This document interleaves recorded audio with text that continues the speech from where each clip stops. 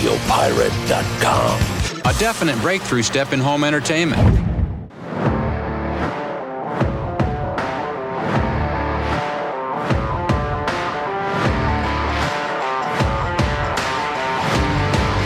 Ma conclusion, c'est que même, même le Thanksgiving, même l'action de grâce est plate. Plate, tu veux dire? Ben, je sais pas, tu sais, je faisais la suggestion vendredi. C'est vendredi qu'on est... je suis tout mêlé d'un jour. Vendredi qu'on a fait le dernier show, oui. Mm-hmm. Et je disais, bon week-end de l'action de grâce. Puis je me disais, peut-être que... Puis, suivez-moi bien un peu dans mon histoire, là. Je sais que si vous comparez... Si vous essayez de faire une patente avec les États-Unis, il y a un fond d'anti-américanisme tellement puissant que... Il y en a qui vont jamais, mais si je vous dis, vous gagnez une journée de congé si vous écoutez mon affaire jusqu'au bout. Oh! Là, OK, qu'est-ce que Jeff a à nous proposer? Bien, je propose qu'on l'amène au mois de novembre. Je propose qu'on l'amène en même temps que les Américains. Parce que c'est une fête importante. Je veux dire, au-delà de votre... au-delà de ce que vous soyez laïque, athée... ou que vous ayez une autre religion parce que vous êtes arrivé au Canada depuis quelque temps puis qu'on n'a pas... on a diversifié le nombre de personnes qu'on a. Donc, c'est difficile aujourd'hui d'avoir des traditions communes. Voilà. Plus difficile qu'avant, OK? Mais si, mettons, on mettait ça de côté puis on se disait, peu importe la religion, peu importe que vous croyez en quelque chose ou non, une des choses derrière, parce que vous savez que le Thanksgiving, donc l'action de grâce, a été inventée par les Canadiens. Oui, ça a débuté ici avant. Oui, c'est nous qui avons inventé l'action de grâce. Donc, tu sais, je vous dirais, donc à partir de là, on devrait être les leaders de l'action de grâce. Mais on est comme devenu... Ben c'est ça, Jerry, ton histoire de la bourse canadienne, c'est un sous-sol d'église. Oui, bon, oui. Et la bourse américaine, c'est un week-end à Las Vegas, dans un bordel avec de la poudre, des filles, du rock and roll, ouais, tout ce que tu veux. Des bouteilles de vodka. Les bouteilles de vodka, du champagne à 800$ la bouteille. Et nous autres, ben c'est un bingo dans un sous-sol d'église. Qu'est-ce qu'il y avait hier pour le Thanksgiving? Qu'est-ce qu'il y avait? Qu'est-ce qu'il y avait comme...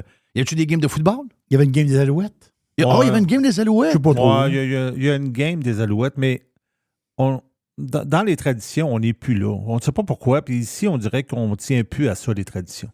Alors que les Américains sont forts. Oui, mais moi, je l'ai fait, la tradition. Okay? Ça, c'est des affaires qui sont... Oh oui. Ça, les traditions, là, je ne suis pas au gouvernement à mousser ça. C'est au monde à mousser ça. Okay? Oh. Nous autres, moi je suis... Il y a quelqu'un qui m'a dit... il y en a qui se font de la crise de dinde pour l'action de grâce. Y a-tu quelque chose de pire? Hein? Avez-vous déjà mangé une aile de dinde comparativement à une aile de fucking poulet? Une aile de dinde, c'est gros. Là. C'est gros, oui. C'est bon, il y a du stock, c'est... Puis, regarde, lisez la patente de Ricardo, là, si vous n'êtes pas capable de... Il y a 1000 ailes de dinde. Il y a 1000 raisons de manquer une dinde. Mais si vous faites ça comme du monde, et si vous lisez toutes les raisons pourquoi vous pouvez en manquer de Ricardo, puis que vous les appliquez, vous allez avoir une dinde, mettons une dinde de 12 livres. C'est ce qu'on avait. On avait une dinde du panier extra de 12 livres. Ça nous a pris 3h30 la faire cuire. Stuffé avec une... on l'a fourré à dinde. OK, vous avez fourré à dinde. On l'a fourré à dinde bien comme il faut. OK? Et, vois-tu, ça bougonne un peu, mais encore là, hier, Alicia a dit... J'avoue que je fais un mauvais parti à la dinde et j'avoue qu'elle est vraiment bonne. Donc, il y a comme un petit affaire populaire là, que la dinde, c'est moche, etc., etc. Donc, je salue mon chum Rick, le Rocker Trucker, avec Chantal, sa femme, qui ont reçu toute la famille hier midi avec une dinde. Mm-hmm. Parce que, comme il vient de le dire, Mr. White... Les traditions sont là pour quelque chose, sont là pour nous donner des repères, surtout dans la société un peu fuckée dans laquelle on est aujourd'hui, où des hommes peuvent aller jouer dans une équipe de water polo. Donc, il faut essayer de trouver les points qui nous rappellent que notre société a déjà été un peu plus normale. Donc, au Thanksgiving, on mange une fucking dinde. Non, j'aime pas la dinde. Mange une dinde. Ta gueule. C'est la tradition. Comme le dit Mr. White, il faut, mais ça vient pas du gouvernement. Ça vient pas d'annonces à TV. Ça vient pas d'un post Facebook. Ça vient pas d'un post TikTok. Ça vient du monde. OK? Le monde doit tenir à ce que les traditions tiennent quelque part. Mais le deal que je veux faire avec vous autres sur le Thanksgiving, moi, j'ai trouvé ça plate à mourir. Qu'est-ce que vous penseriez d'avoir, comme je l'ai dit vendredi, le Thanksgiving au mois de novembre? La raison pourquoi? oui. Hier, j'écoutais The Highway. Il y avait une chanteuse country qui, sa mère est canadienne et son père est américain. Donc, elle a été élevée le long de la frontière, mais elle a fait les deux. Elle a vécu un bout au Canada, mais elle a vécu un bout aux États-Unis. Et elle a dit, moi, je suis chanceuse parce qu'elle a dit, la fête que j'aime le plus au monde, c'est le Thanksgiving. Pour tout le meaning qu'il y a derrière ça, pour tout le sens qu'il y a derrière ça. OK? Donc, c'est-à-dire d'être conscient de ce qu'on a, d'être privilégié de tous ceux qui travaillent fort pour nous amener ce qu'on a. Tu sais, veut dire, la bouffe à l'épicerie, ça a l'air simple, mais il y a beaucoup de gens qui travaillent dans les champs pour ça. Là. OK? Il y a beaucoup de gens qui travaillent dans les fermes pour ça. Là. Donc, on est privilégié d'avoir ce qu'on a. Aujourd'hui, on pense que tout vient par Amazon. Mais c'est pas de la magie, ça, là. Il y a des gens qui ont pensé, il y a des gens qui ont... Donc... Mais c'est pas la même journée. C'est ça, l'histoire aussi. On va changer de date. Non, je veux changer de date, moi. On va changer de date. On s'en va jeudi, le dernier jeudi de novembre, la semaine complète de novembre. Voilà. Nous autres, au Canada, c'est le 2e lundi d'octobre. C'est le 2e lundi d'octobre. Le Thanksgiving, c'est le lundi. La raison... Ça devrait être le jeudi. La raison, on va vous dire pourquoi, c'est que... Marche pas le lundi. Là. Nous autres, plus de bonheur, c'était parce que on l'a vu en fin de semaine, on a vu la température changer drastiquement au cours des derniers jours. On a vu de la neige hier. C'est ça. Il y a eu de la neige à Lac-Mégantic. Il y a eu de la neige, il y a quelqu'un qui m'a envoyé ça dans le coin de Frontenac. Donc, sur tu dans ton coin, sur Frontenac? Non. Non? Parce Frontenac, c'est pas dans le coin du... On me dit que c'est la... Ben, on voit la place où... Parce que vous savez que le bois... tu dois savoir plus que moi, Mr. White, mais le genre de limite entre le Canada et les États-Unis, donc il n'y a pas de clôture. Là. Il n'y a pas de barbelé. Là. C'est juste un chemin de bois qui a été fait entre le Canada et à chaque 15 ans, ils vont couper les arbres qui poussent puis le chien dent, mais il y a juste un chemin qui n'est pas un chemin asphalté, pas un chemin en grenade, juste une coupe dans le bois qui montre le pas entre les États-Unis d'Amérique et le Canada. Oh, il n'y a pas de mur. Il n'y a pas de mur. Donc là, c'est tout blanc, ça. Tout blanc, tout blanc, tout blanc, tout blanc, tout blanc, tout blanc, tout blanc. Donc, la météo a changé. Et le Thanksgiving au Canada, était inventé parce que c'est là où on finissait les récoltes. C'est là, hier encore après-midi, je voyais des fermiers travailler dans leurs champs. Donc, c'est là où ça se termine. Aux États, c'est un mois plus tard. De là, le Thanksgiving, un mois plus tard. Ils ont suivi les Canadiens là-dessus. On a été des leaders là-dessus. On a déjà été des leaders, les amis. Hein? On a oublié ça. On a déjà été des bons leaders. Mais c'est depuis 1957 que cette fête-là est inscrite au Parlement canadien. 1900, c'est pas si vieux que ça. Une journée pour rendre grâce à Dieu Tout-Puissant des récoltes abondantes dont jouit le Canada. Oui. C'est ça qui est écrit dans le texte. Pourquoi on ne fait pas ça à partir de là, là? Ça, là, oui, il y a une gang qui ne va pas les affaires. Et si, bon, non.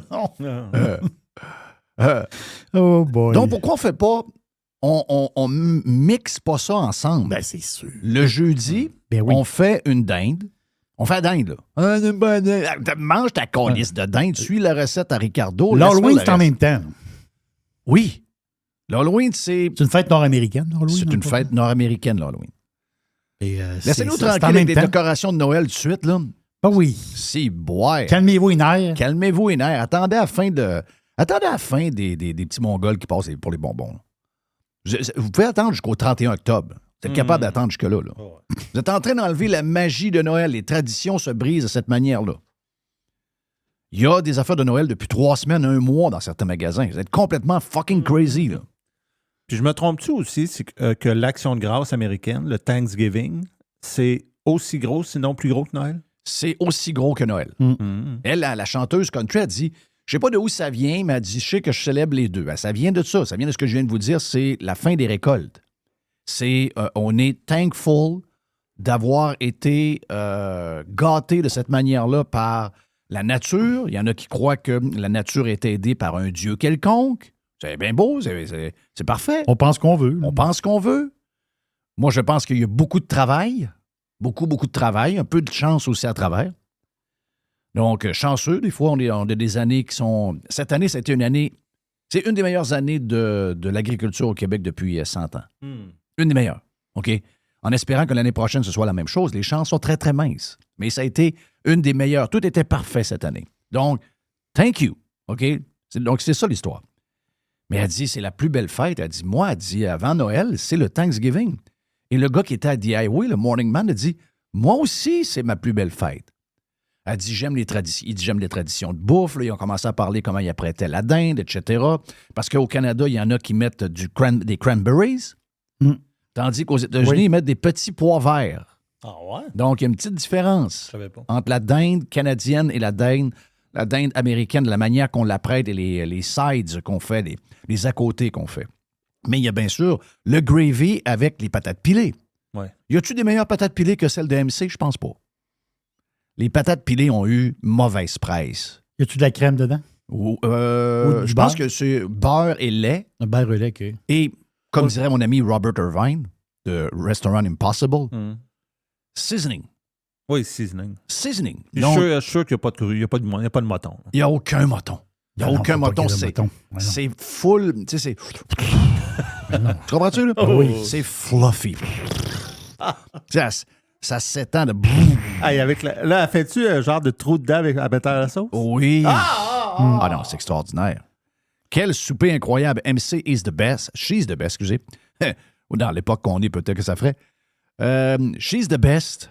Puis j'aime ces traditions-là. Puis savez-vous quoi? On va en faire une autre au Thanksgiving américain. Oui, nous autres aussi. Quelqu'un me dit, ouais, mais toi, t'es plus américain. Ben ouais. Je suis pas plus américain, j'aime les traditions. Regardez ce qu'on vit. C'est la même fête, en réalité. C'est la même C'est fête. exactement la même fête. Mais je trouve que Juste celle la aux date États-Unis est plus le fun. Parce qu'elle lance, elle, aux États-Unis, elle lance la période des fêtes officiellement. Oui. Oui, c'est ça. Ici, après l'Halloween, là, le monde il se transforme en Père Noël. Là. Calme-toi les nerfs, on est à 2 mois de Noël. Calme-toi les C'est nerfs. trop de bonheur. Tandis qu'aux États, Noël commence Au Thanksgiving. Donc, la journée du Thanksgiving. Voilà. Ils mettent l'arbre de Noël pour les deux Ça fêtes. lance la période des fêtes. C'est beaucoup Voilà. plus logique. Oui. C'est notre affaire qui marche pas. Et on pourrait... OK, on fait la dinde le jeudi. On est en congé le jeudi, là. Au lieu d'être en congé, un calice de lundi. Merci. Bon, voilà. Très bon. Y a-tu quelque chose de plus plate qu'être en congé un lundi? Sérieux. Je sais que quand tu sautes le lundi au travail, t'es content parce que tu commences la semaine de mardi. Tu dis, oh my God. Mais le lundi, c'est une journée moche. Ouais. Tandis que le jeudi, le vendredi, c'est une journée pour... c'est une journée pour sortir un peu, pour voir du monde, pour aller manger au restaurant, pour... tu sais. Donc, le jeudi, on fait la fucking dinde. On fait la turkey, OK? On fait la turkey. On fait le stuffing, on fait la petite sauce, le gravy, on fait les petites patates, on fait des carottes. Une coupe de dessert. Là. On fait ben oui, une coupe de dessert, une tarte. Ben oui, c'est sûr qu'il y a des tartes. Ben oui, il y a des tartes. Thanksgiving américain, il y a toujours des tartes. Y a-tu des tartes aux citrouilles? Non, t'es pas obligé. Non? OK. Mais si ça peut donner une pommes. tradition. Aux pommes. Aux pommes. Je suis prêt. Ah, c'est sûr qu'il y a aux pommes. Je suis prêt à aller avec la fucking tarte à citrouille. Oh oui, tu peux aller jusqu'à là. J'ai besoin de tradition. C'est ça que je veux vous dire. J'ai besoin de tradition, puis j'ai besoin qu'on fitte la patente. Et j'ai besoin qu'il y ait un peu de fun dans la place. Moi, je trouve qu'on manque de fun. Le Thanksgiving, un lundi, c'est comme un congé. Même les fucking magasins ne sont pas fermés. Tu sais, aux États, il y a une histoire alentour. Il y en a, Jeff, oui, mais suivez-moi bien, là, OK? Aux États, là, le jeudi, les magasins sont fermés. OK. Le jeudi, les magasins sont fermés. OK? Comme à Noël, ils sont fermés. Ils ne sont pas fermés le 1er janvier, ils ne sont pas fermés à la fête des Américains le 4 juillet. Il y a 2 journées où les magasins sont fermés. OK? Thanksgiving, le jeudi, où les gens se réunissent. Donc, les gens voyagent en avion. Ils sont partis de tout partout où ils étaient. Il y a probablement quasiment 90 millions de personnes dans les avions cette journée-là. Et là, il arrive le jeudi. Puis là, le jeudi, on mange toute la fucking journée en écoutant les 3 games de football. Ben oui. En achetant des affaires sur Amazon. On fera la même chose. Si les Alouettes veulent se joindre aux Cowboys, c'est qui? C'est les Cowboys, les Lions, puis il y a une autre équipe qui s'est jointe en fin de journée. Oui. Pour le 3e match, à moins que ce soit un match qui est... Ouais, mais les Cowboys sont toujours là. Cowboys puis Lions sont toujours là. En passant, pour les Cowboys, parce qu'il y a une tradition. Ah oui, tradition. Il y a une tradition. C'est toujours les mêmes équipes. Moi, je suis monté à Détroit regarder un match de football le jeudi du Thanksgiving il y a 25-30 ans. C'est loin d'Esti, Détroit, en passant en char. Oui, Ça, je pensais pas ça. Là. Donc, je suis monté parce qu'on le sait qu'à 1h, c'est le match de Détroit. À Détroit. Tout le temps. Et à 4h15, c'est le match à Dallas. Et à Dallas, il y a un spectacle de mi-temps pour le show du Thanksgiving. Il y a le gros bucket avec la grosse dinde. Vous savez, les joueurs font toucher. Ils sautent dans le bucket puis ils prennent un morceau de dinde. Okay. Et on a un spectacle de mi-temps. Qui est annoncé pour le spectacle de mi-temps? Qui est allé au match des Cowboys qui se sont fait planter par Détroit? My God, c'était pas beau, là. Laney Wilson. Laney, c'est elle qui à va domicile, faire... ça fait mal? Oui, ça fait mal. Ça fait très, très, très mal. Et c'est Laney qui a annoncé qu'elle allait faire le spectacle de la mi-temps lors du jeudi du Thanksgiving. Tradition. Miami joue au Thanksgiving. Oh, donc c'est en soirée? Contre Green Bay. Contre Green Bay. Ouch. 8h20. Mais notre ami Tua sera de retour, semble-t-il. Ah oui, il serait de retour pas la fin de semaine qui s'en vient, mais l'autre. Donc, tradition, on mange la dinde. On fait venir des gens de notre famille. Si vous n'avez pas de membres de famille, on fait venir des amis. On fait la fucking dinde. On la fait comme Ricardo. On fait toutes les sides. On la fait cuire le matin pour qu'elle soit prête vers midi et demi. On prend une petite bière, on prend un verre de vin, on prend un petit drink que vous aimez, un genre de petit mousseux. On ouvre la TV, on regarde la game des Lions, on a ce club, là. OK? Donc là, avant, c'est « Oh, les Lions! » Ouais, mais là, les Lions sont spectaculaires. Là, sont probablement dans les équipes qu'on risque de voir au mois de février pour le Super Bowl. Donc, on écoute la game, on mange. On a un autre game à 4 heures, puis on a un autre game à 8 heures. Donc, on finit la journée, on a eu du fun, on a jasé, on a ri, on a mangé comme des cochons. Et le vendredi, le Canadien joue. Oui, ben oui. À Montréal. Il joue à midi. Le vendredi, à 3 heures, Toronto joue à Toronto. Et Vancouver joue à 7 heures, puis Calgary ou Edmonton joue toujours, à 10 heures le soir. C'est une journée complète de hockey au Canada entre équipes canadiennes en passant. Ça s'arrange avec la NHL, ça, puis le calendrier. Ça s'arrange en masse. Ben oui. Donc, le Canadien pourrait jouer contre Ottawa. Oui. Winnipeg pourrait jouer contre Toronto. Calgary, Edmonton. Vancouver s'organisons. Seattle. Ouais, bon, oui, Seattle, on les considère comme Canadiens. Ah oui, okay. Mais c'est mes Kraken. C'est ça. En plus, c'était Krakens avec Montour. Il y a une affaire aussi, il y a une grosse tradition que tu n'as peut-être pas pensé, mais c'est la parade de Macy's. C'est la parade de Macy's. Il y a plein de traditions. Il y a plein de traditions. Donc, regarde, il y aura un party dans la place. Le but, Jeff vous le dit depuis longtemps, OK, le but, là, il faut remettre du plaisir dans cette société-là. On a un manque de plaisir. Ils sont rendus qu'ils veulent nous enlever la boisson de 0,08 à 0,05. Pour combien de morts? Savez-vous combien de morts? Semble-t-il, on n'est pas sûr encore. Là. C'est un genre de patente qui a été écrit vite. On n'est pas sûr de ça pantoute. Là. Mais on parle de 9 morts. C'est l'endroit où on veut qu'il n'y ait plus de blessés, plus de morts, plus de grippe. C'est du monde qui sont complètement obsédés par la tranquillité, le zéro risque, etc. Et quand tu enlèves le risque et que tu mets la tranquillité partout, qu'est-ce qui disparaît? Le fun, joie le vert. Oui, avec le fun vient un peu de risque, vient un peu de joie, vient un peu, le gars, il a tombé dans le feu. Bon, OK, parfait. L'année prochaine, ça n'arrivera pas, c'est une malchance. On n'annule pas tout pour ça, là. Parce que le but, c'est d'amener du fucking fun. Du fucking fun. Et pour les péquistes, pour les anti-américains de service, qui sont très, très nombreux, oh non, tiens notre fête, ou même les Canadiens anglais, qui sont une gang de peureux, vous avez 2 congés au lieu d'1. Oh, c'est vendeur. Là, je viens de venir. Ça, c'est intéressant. Là, je viens de venir vous chercher pas à peu près. Oui, oui. Là, je viens de vous déstabiliser complètement. Là. On veut des congés. On veut des congés, ah oui. Jeudi, vendredi, et même pour les fonctionnaires, c'est 1 personne sur 4 qui est fonctionnaire au Canada, qui travaille pour une ville ou une patente de même. 1 sur 4, vous pouvez prendre le mercredi en plus. Ah! Puis il y en a même quelques-uns qui vont pouvoir prendre le lundi même. Ben voyons. Êtes-vous pour? Oh. Êtes-vous pour le Thanksgiving en novembre? Christy, même notre Thanksgiving est plate. Christophe. Hier, avec la température qu'il y avait, je me disais, mais my God, c'est-tu un temps plus pour s'accrocher après une corde? Qu'est-ce que c'est ça?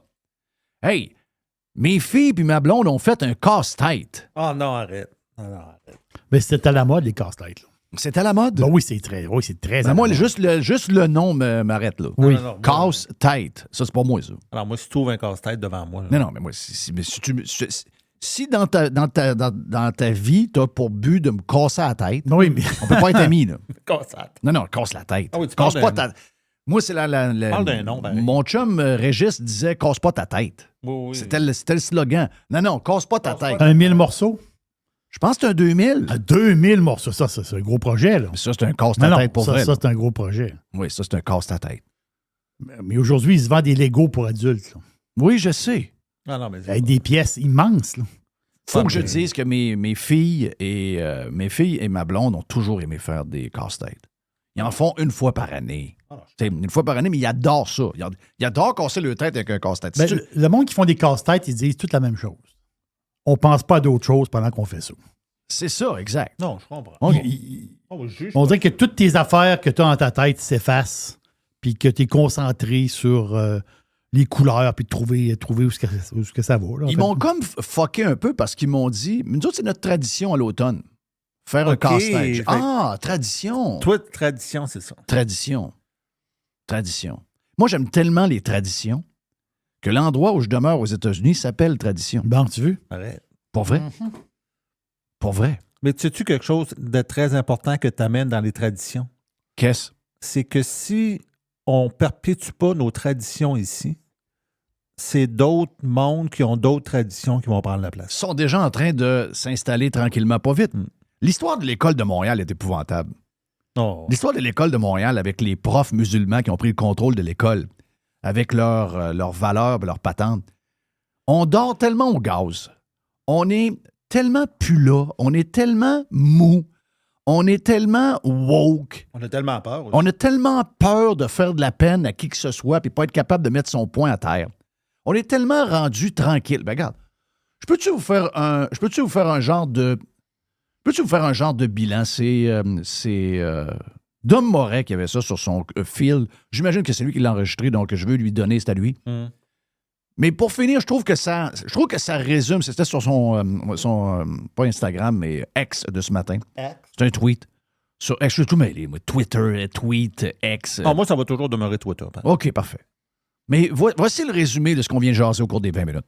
Je vais prendre tous les vaccins qui te sont offerts. Pourquoi? Me protéger.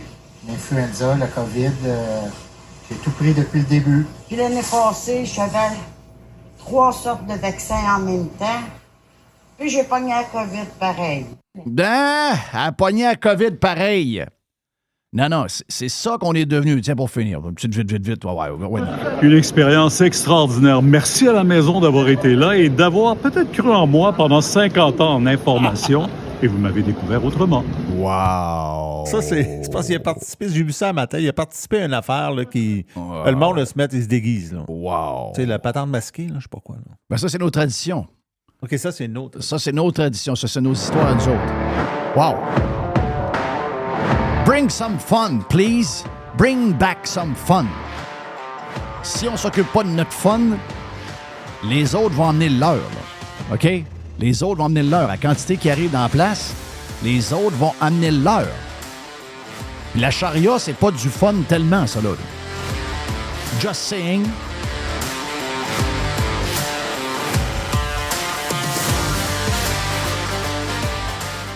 Every hour. Juste du bon stock. Radio. Get pirate or get out. Pirater, c'est légal. Radiopirate.com. Radio Pirate. 100% 100% pirate.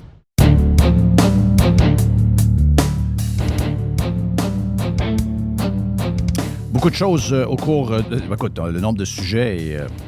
quand on arrive d'un week-end de 3 jours... merci. Excuse-moi. Là, c'est une tradition, là. C'est une tradition. Tu me joues dans la tradition. C'est une tradition. Mais j'ai écouté je suis complètement off par rapport... Je sais comment on est.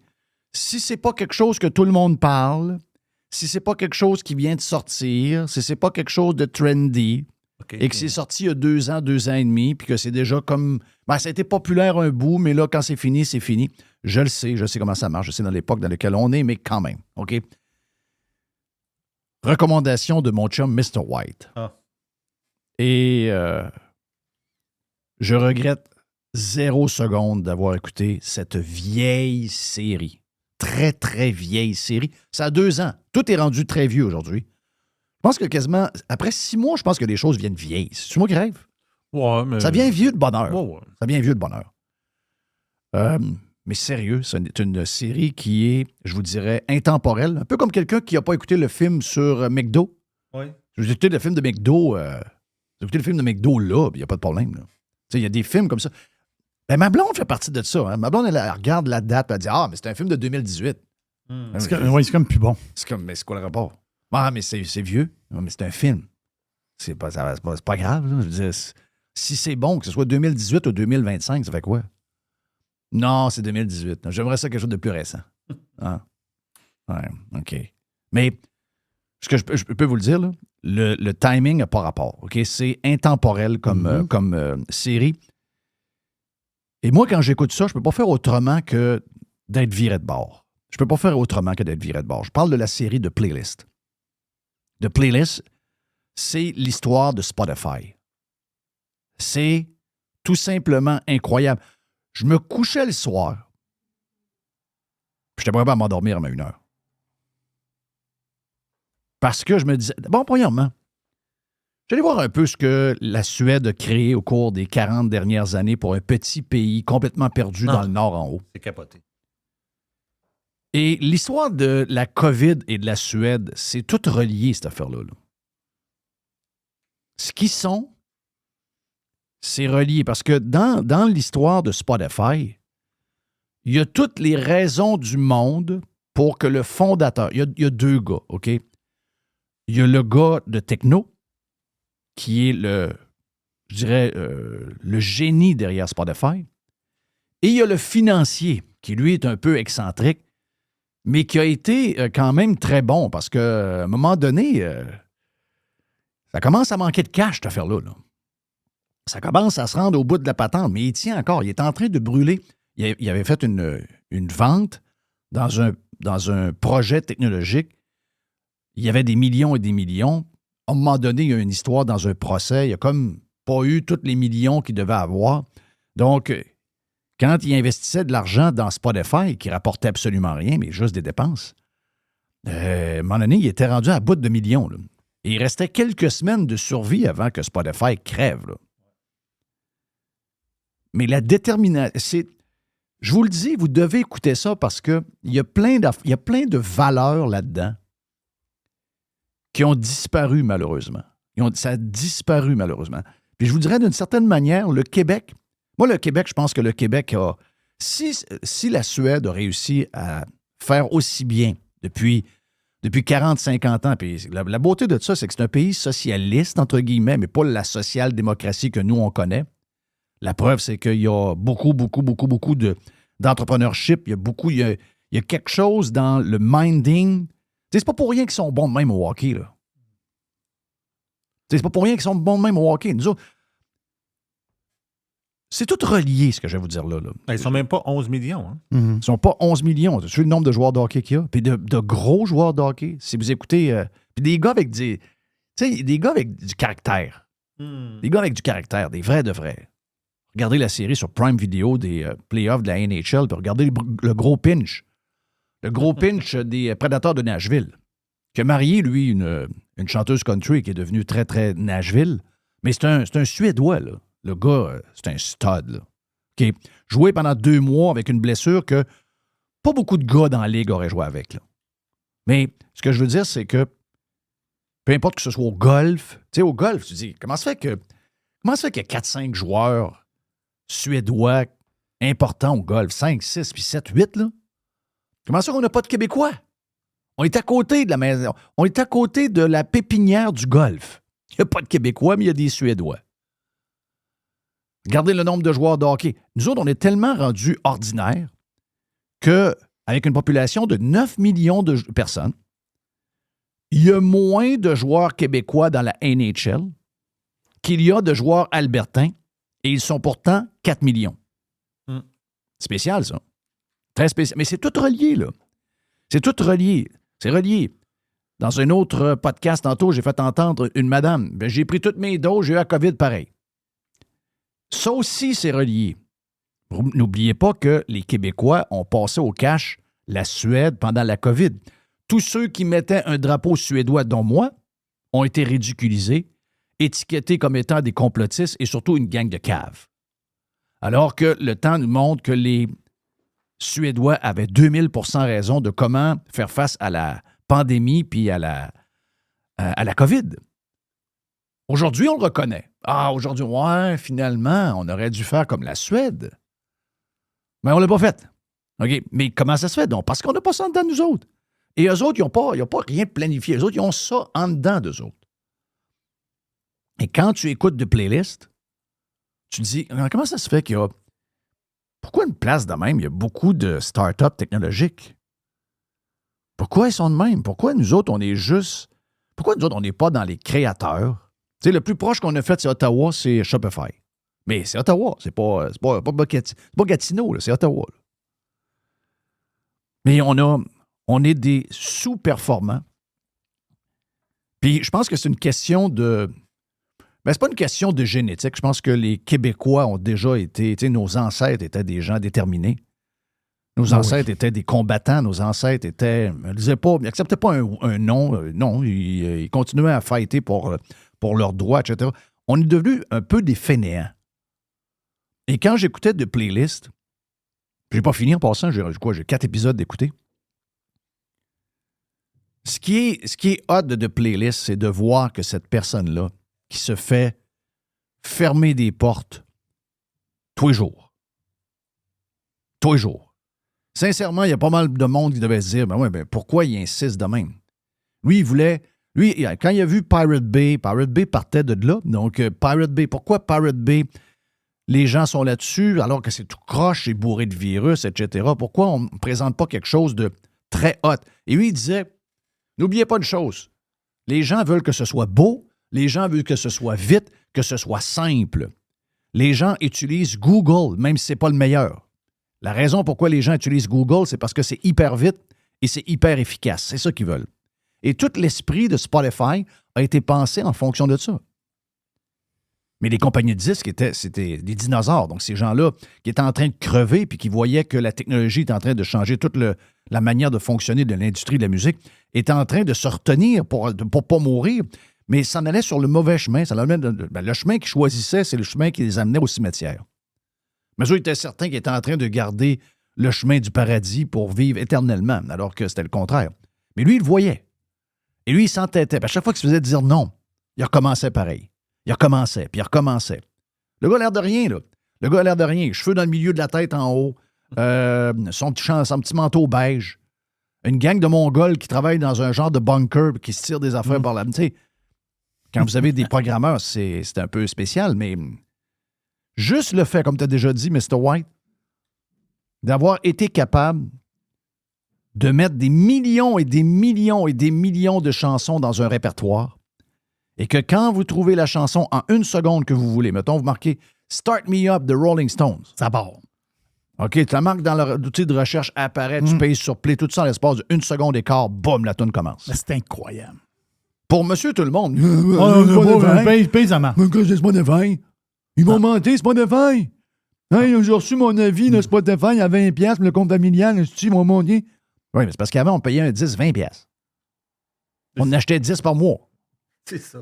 Tu sais, il veut dire, même si tu payais 20$ pour que toute la famille ait accès à des millions et des millions et des millions de tonnes, what the fuck? Des fois, on se privait parce que ton chum, il disait, il y a juste une tonne de bonne. Ah, ben, je l'achèterai pas.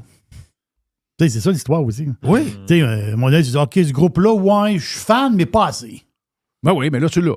Ben là, tu l'as. Puis là, à un moment donné, ben, OK, ben, c'est bon. Tu sais, en fait, quand tu peux te promener pas mal plus là, dans la musique, là, en réalité. Là. Ben oui, tu peux. Tu peux te promener, là. Ben. Tu sais, moi, je pense que ma nouvelle passion du country est beaucoup reliée à mon compte Spotify. Ben, c'est sûr. Parce que je ne l'aurais probablement pas fait de cette manière-là. Je n'aurais pas été capable d'avoir tout ça entre les mains. Puis je ne me serais pas commis, tu comprends? Voilà. Je ne me serais pas commis autant. Je n'aurais pas dit, ben là, je vais investir 2000$ pour aller acheter plein de disques. Ouais, pas sûr. Donc là, mais je vous le dis, écoutez, là, ouais, mais moi, ces affaires-là, j'aime pas. Non, mais écoutez le fond de ça. Oubliez le sujet, OK? Le sujet est plus ou moins important. C'est gros, là, c'est Spotify. C'est très gros. Ça a changé complètement l'industrie. Ça l'a sauvé. Ça l'a sauvé les compagnies de disques, je vois le vert. C'est Spotify qui a sauvé les compagnies de disques. C'est Spotify qui a sauvé les artistes, là. Non, ils vont tous voter pour Kamala Harris, mais ça, c'est une autre affaire. Il y en a qui disent, on aurait dû laisser crever, ils n'ont pas compris. Non, c'est juste que ce monde-là vous aime pas. OK? Ça, là, j'ouvre une parenthèse, je la referme très vite. Ces gens, les acteurs et les musiciens connus, tous ces gens-là, le Bon Jovi fait une tonne. Ces gens-là, d'abord, oublient de où ils viennent, oublient qui les a rendus riches, n'ont aucune idée de ce que vous vivez comme contrainte financière. Ces gens-là font juste vous détester.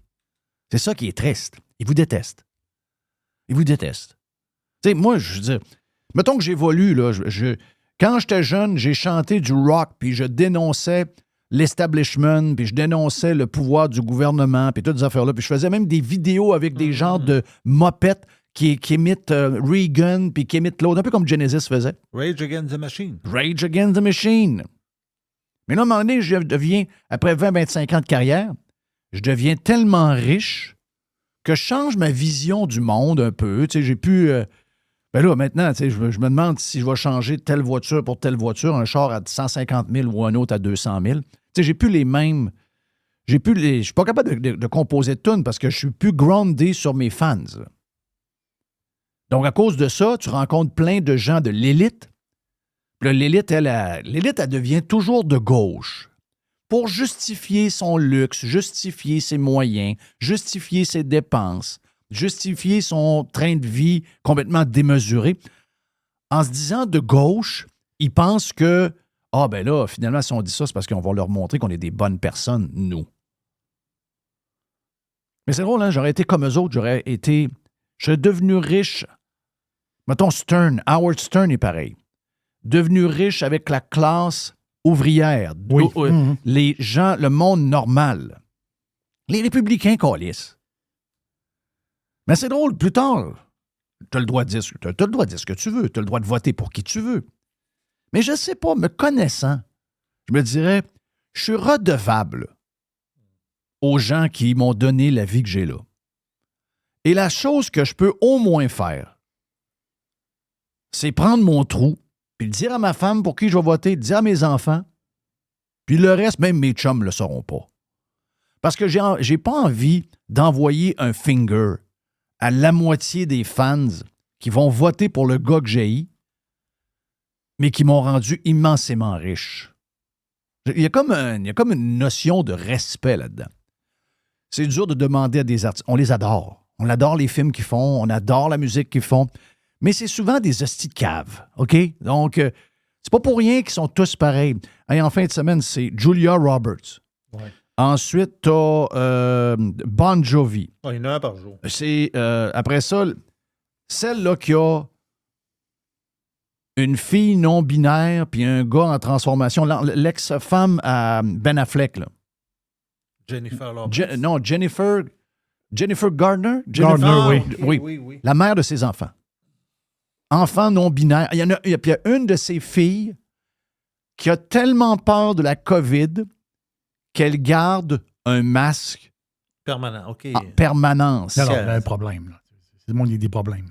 Permanence. D'ailleurs, j'ai une Chinoise qui passe en face de chez nous hier qui marche, prend des marches avec un masque. Ça, c'est spécial. C'est spécial. Prends l'air un peu. Là. Ben oui. Respire l'air frais. Respire pas ton air. Respire de la bonne air. Respire l'air de la nature. Oui, Après moi, c'est plus safe. Oui. Après moi, tu peux t'intoxiquer avec ton air, même des fois. Donc, tout ça pour dire que l'industrie du disque a été sauvée par Spotify, mais ça a été sauvé par un gars qui avait une petite tête de cochon. Est-ce que ça existe encore, ça? Est-ce que ça existe encore? Est-ce qu'on est en train de perdre ce genre de... Est-ce qu'on a-tu du monde de même? Une chose est sûre, on n'a pas en politique. On n'a pas comme leader. On n'a pas de gens qui sont capables de dire non, no way, regarde, on y va, go, go, go. On fonce. Ouais, mais il y en a qui vont chialer. Pas grave, on fonce. Ah, les journalistes vont se lever puis ils vont brailler. Ben, ils brailleront, Chris.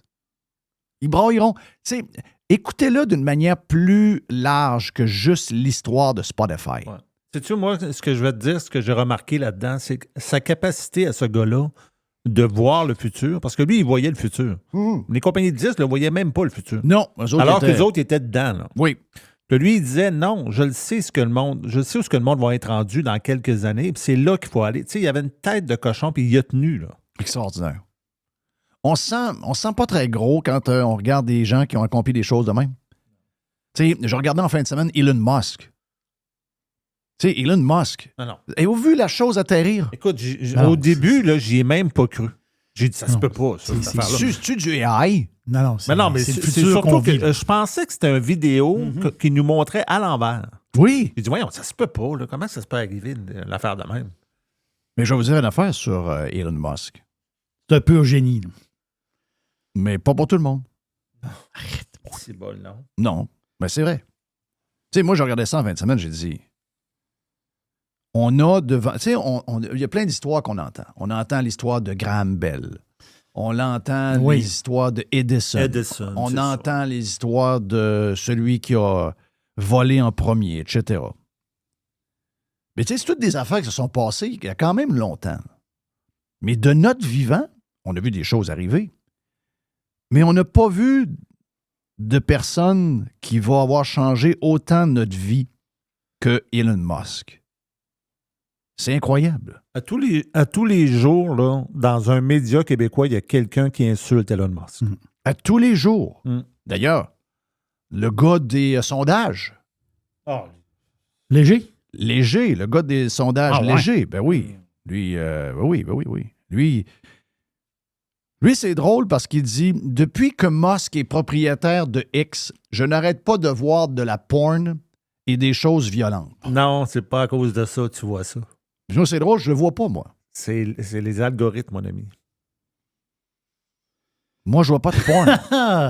je vois... Ouais, c'est ça l'histoire. Moi, je vois plein d'affaires sur X que je veux pas voir. Je vois des gens qui aiment Walls puis Harris. Je veux pas y voir. Je les vois pareil. J'ai des gens qui aiment Trudeau que je vois sur mon... mais j'ai pas de porn.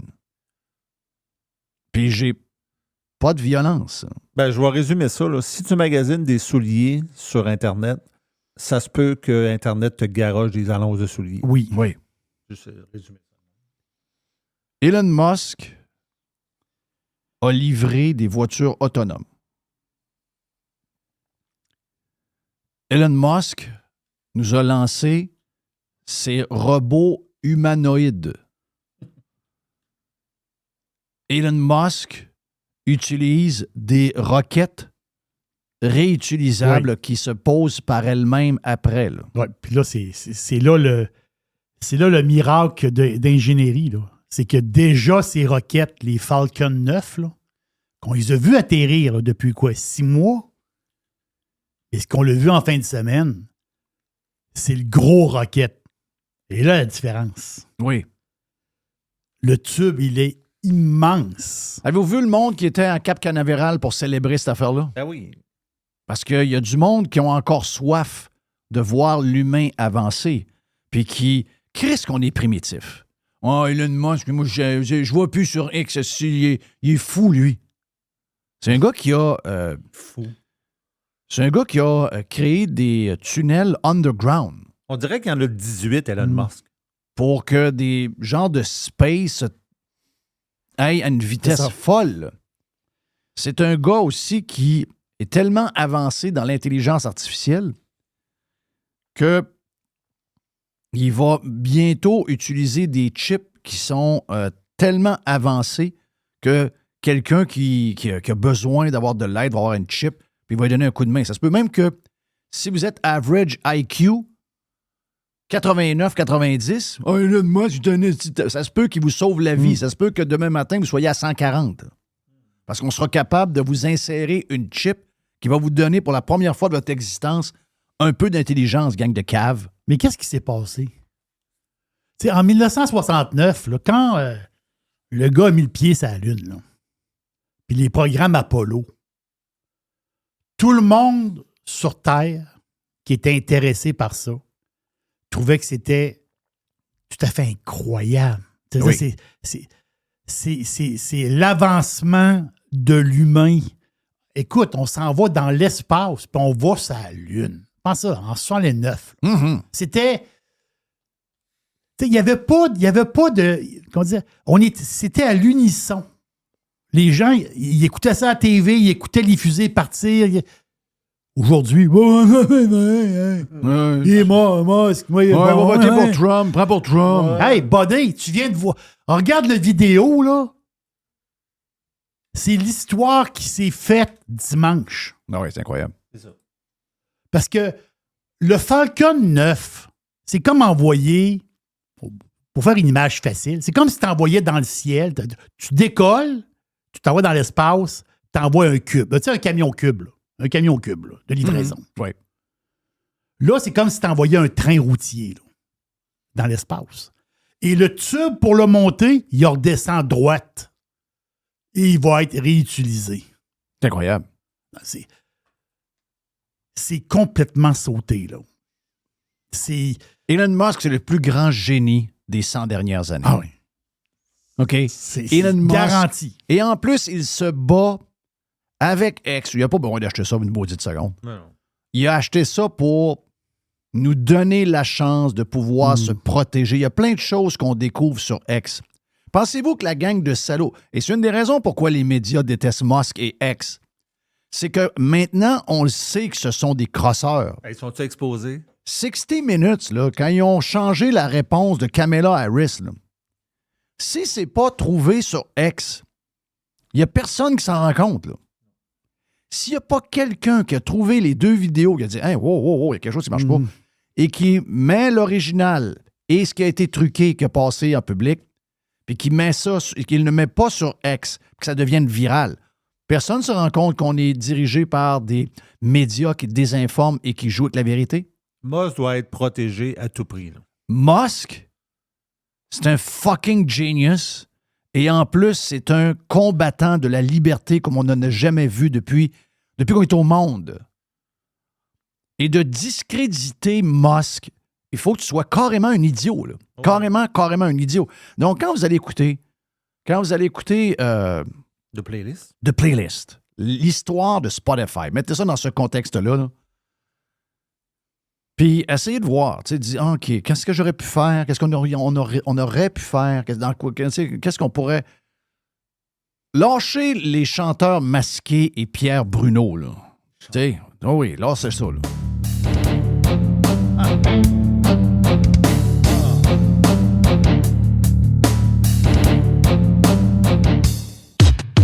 Radio Pirate. Radiopirate.com. Jeff Fillion. Oh.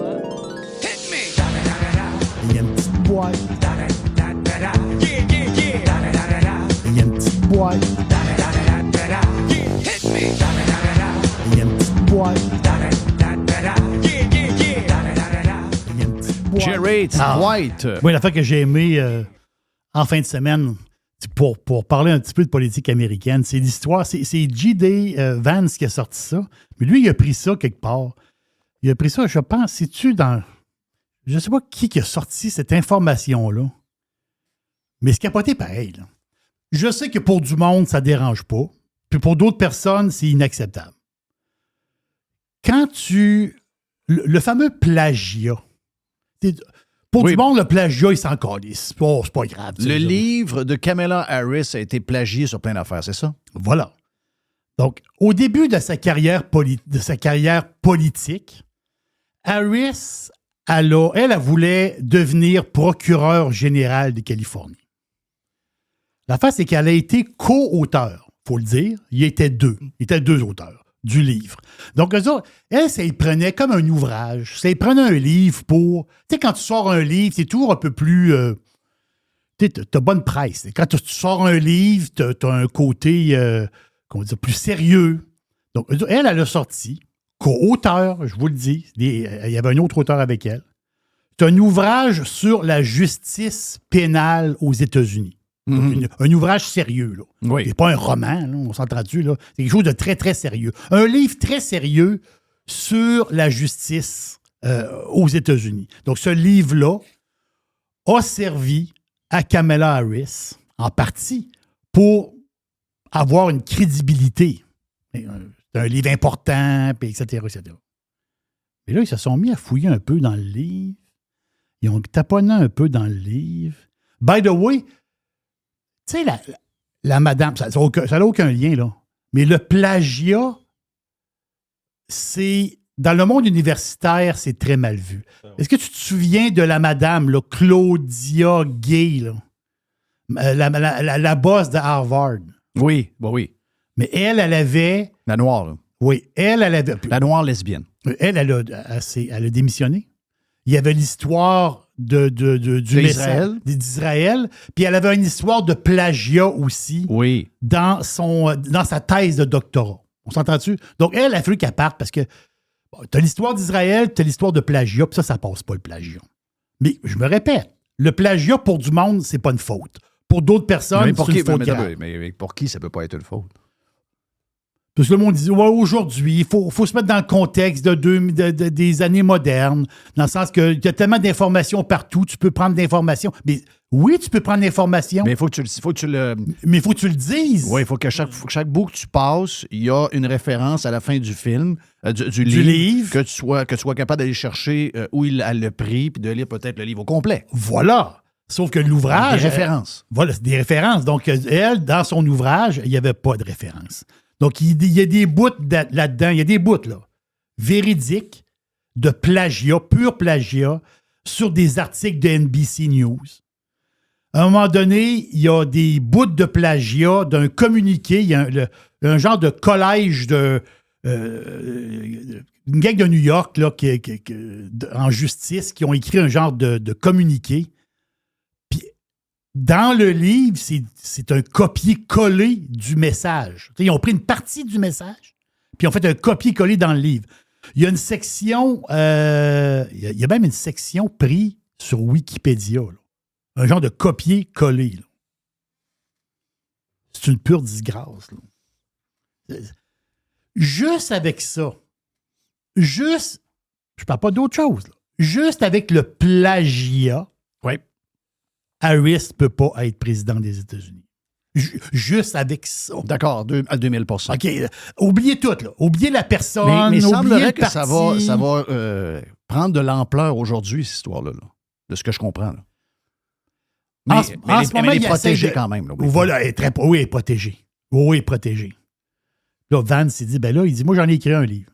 Mais il dit, c'est moi qui l'ai écrit. Là. Je ne l'ai pas copié de nulle part. C'est sûr que c'est pas le même titre de livre, mais quand même, c'est du plagiat pur. Et il y a des gens qui ont les preuves de ça très, très claires. Il y a 4 ou 5 textes plagiés très, très, très, très clairs.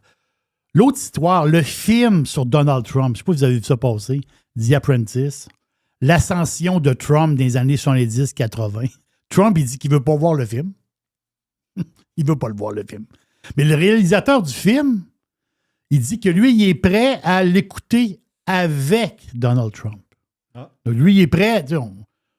On va s'asseoir ensemble, puis on va l'écouter ensemble, le film. Puis, mais Trump, il n'a pas l'air d'être... il y a une patente dans le film. Bon. C'est du cinéma. Hein, faut le dire. Mais il y aurait une scène de viol de Ivana Trump. Donc, la première femme de Donald Trump, là, la madame. Donc, il y aurait une scène de viol dans le film. Mais Mais Trump, je pense qu'il n'y aura pas de poursuite là, par rapport à ça. Mais quand même, Trump, il ne veut rien savoir du film. Il ne veut pas le voir. Il ne veut absolument rien savoir.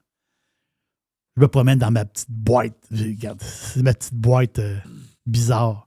L'article de la presse. Là, qui disent la paresse, là, mais c'est la presse. Article de Johan Bourgoin. Capoté comme article. Bon. Chaque personne a le droit à son avis. OK, on s'est entendu. C'est ça, quand on parle des animaux, il y a du monde qui ont des avis très divergents. Exemple, la corrida en Espagne. Vous avez entendu qu'il y a du monde qui sont contre la corrida, ils veulent que ça arrête.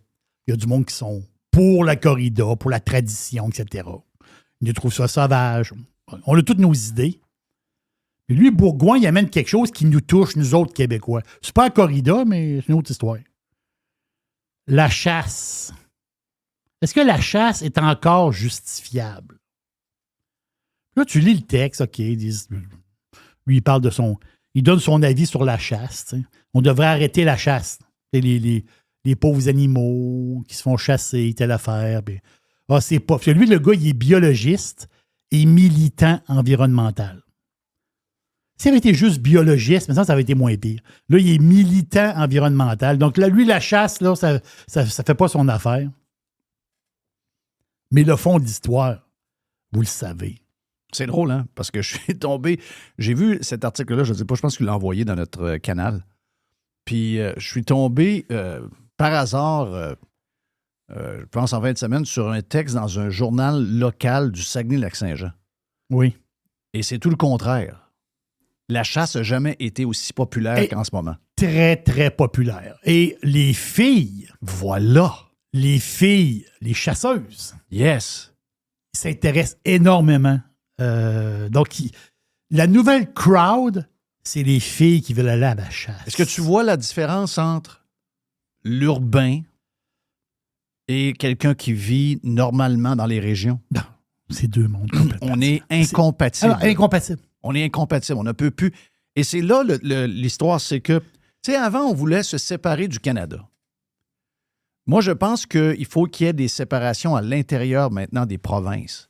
Les gens qui choisissent de vivre en bobo dans les villes, tu sais, des pincos, là. Des pincos. Des hosties de momère, du monde qui ont peur de tout, du monde qui veulent tout bannir, qui veulent tout arrêter. Ces gens-là, là, ben, moi, je n'empêche pas de faire ce qu'ils veulent. Mais on ne peut plus être ensemble et de choisir la société dans laquelle on est ensemble. On est à l'opposé complètement. On ne peut pas vivre un et l'autre ensemble. Tu peux pas... Parce que les autres, ils collent toutes les shots en passant. Là. C'est eux autres qui mènent toute la patente. Là. Toute l'agenda social, c'est eux autres qui mènent. Là. La fille qui fait de la chasse, il n'y a personne qui la représente. Personne. Il y en a peut-être une à l'Assemblée nationale qui en fait. Je pense que c'est la Labelle. Là. Elle, c'est une chasseuse. Elle. Oui, c'est vrai. Mais quand tu arrives à l'Assemblée nationale, elle cache. Elle a une double vie. Parce qu'elle a honte un peu de ce qu'elle est. Parce qu'elle n'est pas fière de ce qu'elle est. Elle n'a pas d'affaire à avoir honte. Ben, elle va à la chasse. Elle défend les chasseuses puis les chasseurs oui, quand? La chasse, c'est depuis que l'homme est l'homme qui chasse. Là. Ben. By the way, puis pas juste ça, la chasse est réglementée. De la chasse, c'est pas... il y a des règlements à la chasse. Là. En passant, je suis arrivé face à face avec un loup. T'es-tu sérieux? Yes. Wow. C'est gros en gris. Oui, c'est une bonne bande. C'est pas un coyote. Non, c'est pas un coyote. Le coyote est plus petit. Non, c'est pas un coyote. Le coyote est plus petit. Un loup, c'est big. La queue du loup. Il y a du poil après ça. Dans le temps, il faisait des chapeaux de poil avec la queue du loup. Là. Oh. Tu sais, la queue, le chapeau de poil avec la patente. Quelle bête, hein? Wow. Mais d'après moi, habitué un peu de voir du monde parce que pas trop paniqué de me voir. OK. Il était dans un coin où il y a beaucoup de chevreuils. Il y a un chevreuil qui s'est crissé dans le fleuve en fin de semaine.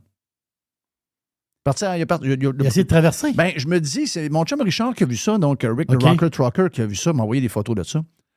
Et le chevreuil a voulu traverser le fleuve à nage. Et finalement, quand il a pogné le courant, il a décidé de bifurquer et de ressortir du même côté, mais plus loin. Mais j'imagine qu'il a eu peur probablement d'un loup ou quelque chose de même. Là. Il est arrivé de quoi, là? Pour qu'il s'en aille à l'eau. Là. Ça se peut bien. Mais tu sais que les orignaux et les chevreuils nagent très bien. Oh oui. Ah oui. Donc, c'est pour ça, des fois, qu'on se dit, comment ça se fait qu'il y a rendu que des chevreuils, ça arrive nord? Ben, ils ont traversé le Ils fleuve ont à traversé. nage. Oui, ils ont traversé. Ils n'ont pas traversé par un pont. C'est vrai. Et même eux autres ont peur des ponts. Puis même eux autres, ils disent, voyons, il y a bien trop de trafic. Donc, ils vont en nage. Mais incroyable. Mais l'histoire de la chasse, là je disais, c'est bizarre. Je comprends son point, puis tu sais, bon, il y a des pour et des contre. Mais le fond de l'histoire, il est très simple. Là. C'est la philosophie anti-viande. Oh, oui, c'est ça. C'est des patates. Ça, c'est un mangeur de lentilles, ce calice-là. Ça, c'est garanti. C'est une patente anti-viande. Mon beau-père, avec Fred et Louis, le fils, donc le neveu de ma blonde, ils n'ont planté 2 en fin de semaine. Il va y avoir beaucoup de viande. Toi qui aimes ça. Ah, regarde, j'adore la viande d'orignal. Oui. J'adore. En fondu chinois. En fondu, c'est écœurant. Oui. Les restes aussi pour faire du steak haché, pour faire des sauces à spag, c'est incroyable. Sauce à spag, il n'y a pas rien de meilleur que ça. Mais en fait, quand tu manges de la viande de bois, on a comme l'impression que la viande ordinaire ne goûte plus rien. Il y a comme de quoi avec ça. Mais regarde, bravo aux chasseurs, puis j'espère que vous avez eu du bon temps. C'est pas fini encore. Donc, ils vont vous écœurer. C'est sûr que ce que vous voyez là, c'est un début de quelque chose. Là. OK? C'est un début de quelque chose. Puis faites pas comme toutes les autres à dire mais finalement, on va. Non, je sais que les chasseurs tiennent vraiment à leur passion pour ça, vrai. c'est sûr. Vous allez devoir vous tenir debout. Vous allez avoir un challenge les prochaines années. Là. Ils vont essayer de vous couper votre passion. Là. Ils vont essayer de vous couper votre hobby. Là. Les mangeurs de lentilles ne veulent plus qu'on mange de viande.